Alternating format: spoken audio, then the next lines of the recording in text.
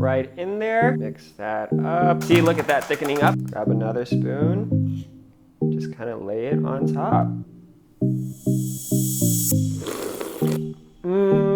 Oh, it's so good. Yo, what up guys? It's your boy BP Ham, and today I'm gonna teach you guys how to make a really quick hot chocolate from scratch. It's been really cold here in New York. I think a couple days ago it was feels like 1 degree outside, and I have been really craving some hot chocolate to warm me up. So I'm gonna teach you guys how to make it without a packet, and trust me, it's hundreds times more delicious than if you were just to add a packet and some water. I'm also going to teach you guys how to whip some cream from scratch to bring this hot chocolate to a whole nother level. So let's get started. For this recipe, you're going to need whole milk, granulated sugar, kosher salt, unsweetened cocoa powder, confectioner's sugar or powdered sugar, heavy cream, and chocolate. I prefer dark chocolate.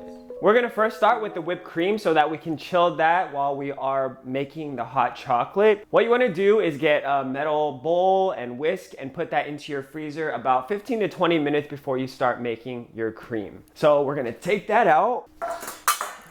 And you're also gonna wanna start with cold cream. So make sure you have this refrigerated and take it out right before you're gonna use it. We're gonna pour into our metal bowl half a cup of the cream, and this yields about 1 cup of whipped cream. So the more whipped cream you want, the more you can double or triple this batch.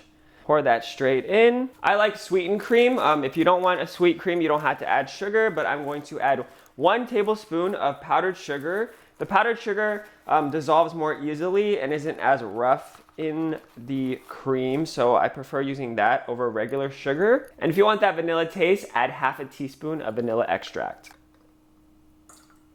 And to make this easier to whip, you can put a towel beneath your bowl so it doesn't move as much. So what I'm gonna start doing is whisking in side-to-side motions instead of a circle motion. This kind of gets things started a bit easier. This is gonna take some time and some work, but it's sometimes I just don't wanna take out the stand mixer and then clean it and all the parts, but you can do this in your stand mixer.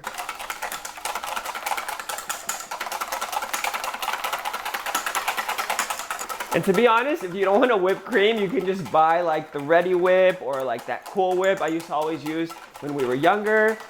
So this is just extra work if you have the free time and want to make it from scratch. Marm. Feel free to switch up your whisk holding technique if you get tired. And as you can see, it's already thickening up in the bottom of there. And you'll kind of feel the whisk get heavier as it thickens. Once you see it start thickening up, you want to kind of raise your whisk and see the consistency every so often so you don't over whip it. I'm going to whip this to a firm peak so that it kind of holds up in the hot chocolate. But if you want a medium peak, just don't whip it as long. And at this point, you can kind of move into that circular motion to kind of get everything incorporated instead of that kind of side to side. You see, look at that thickening up there. And as you can see, this is kind of where you want it. The peak is firm and it's kind of not drooping over. If it kind of droops over a little bit, that means you got a medium peak. But this is kind of the perfect consistency. You don't want to overdo it past here because then it'll get grainy, but it's still shiny and the peak is holding. That didn't even take that long, probably 3 to 5 minutes. But the true test to a firmed cream is if you could put the bowl over your head and it doesn't spill out. So I think I trust myself enough here that it's at a firm peak. So yeah, see, it's not falling on me. So I'm gonna cover this and put it in the fridge while we make the hot chocolate. Now we're gonna start the hot chocolate. This is all gonna come together really quickly. So we're about to have a really great glass of hot chocolate. First, we're gonna use whole milk. You can use a mixture of whole milk and half if you want a more creamy hot chocolate, but we're just gonna use whole milk for today. What I'm gonna do is measure 4 cups of whole milk into a medium saucepan. And even if you wanted it a little healthier, you could use 2% milk. I would stay away from no fat milk because who drinks no fat milk? This is gonna make about 4 cups of hot chocolate, enough for me and my roommates, but if you only have 2 people or 1, just half the recipe or just make a single serving. We're gonna turn this onto medium-high heat. Heat up that milk. And make sure when you're heating up milk, you do kind of stir it consistently because it does tend to stick at the bottom and you kind of don't want that. And to this milk, we're gonna add 1/4 cup of cocoa powder to give it some of that chocolate taste. You're gonna wanna use unsweetened cocoa powder so that you can control the sweetness yourself. You're gonna wanna put about 1/4 cup right in there. Mix that up. And if you were smart, you would have done the sugar first because we're also gonna use 1/4 cup of sugar, but you don't wanna get that like powdery substance in there. Add 1/4 cup of sugar straight in. Give that a good stir so everything dissolves. And it's already smelling so good. I know it's just milk, sugar, and chocolate, but what beats that? And as you make this a few times, you can make adjustments to how sweet you want it. If you want it sweeter, add more sugar. If you want more chocolate flavor, you can add more cocoa, but we're also gonna add in actual chocolate in, so wait till you do that until you kind of like figure out your taste. And now that it's all mixed together, we're gonna add about 1/2 cup of dark chocolate, which is about 1 bar, which equates to 4 ounces. I really recommend you guys use a nice quality chocolate because there's not that many ingredients in here and you're really gonna taste that in your end product. And if you have time, you can like chop this up into smaller pieces because that helps it melt easier, but I ain't doing that today. We're just going to get this and break it up into pieces and then add it in.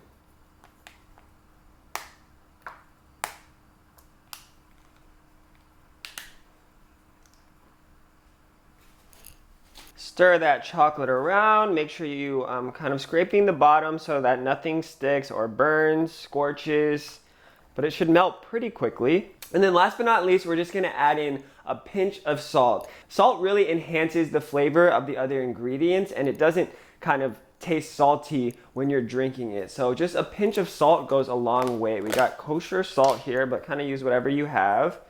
And just add in a pinch of salt and it's gonna make it a lot better. And you're gonna heat this up to whatever drinking temperature that you want.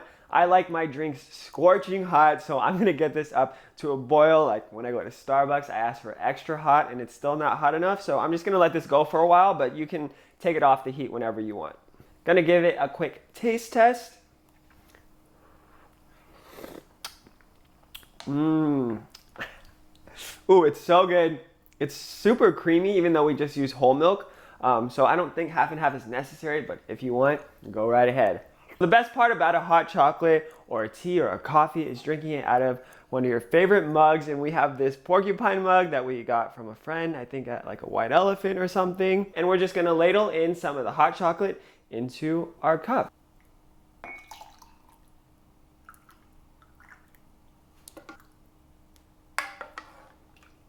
I normally wouldn't be filling it up all the way to the top, but for the purposes of showing you guys, we'll fill it up to the top, kind of clean off some of those edges. Now grab your whipped cream and just dollop it on the top. So I just like to get a spoon and get a nice little dollop there.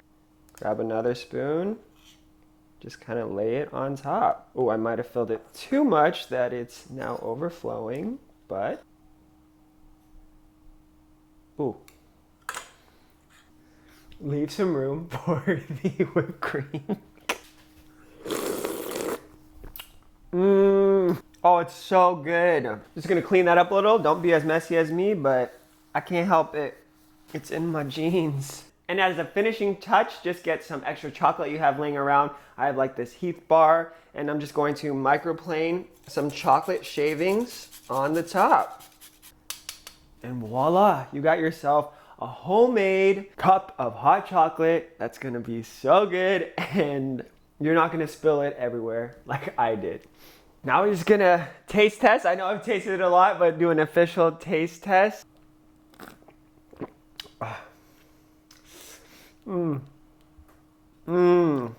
It's so rich, so creamy. That additional rich dark chocolate gives it a really nice added layer of flavor. It's not just cloying like milk chocolate. So I do recommend a dark chocolate to add. And that whipped cream just adds another kind of like cold element to it, and it just all comes together really, really nicely. So if you really want a quick hot chocolate on a cold winter's day or even a warm summer's day, whenever you want it. I definitely recommend you try out this recipe. And that's it, guys. If you like this hot chocolate recipe, let me know in the comments below if you tried it out and what kind of things you added to it. You could add, different types of chocolate, like chocolate with sea salt or hazelnut chocolate. There's so many different combinations you guys can do. Please do me a favor and hit that subscribe button and the notification bell. Give this video a thumbs up, and we'll see you guys next time. Peace.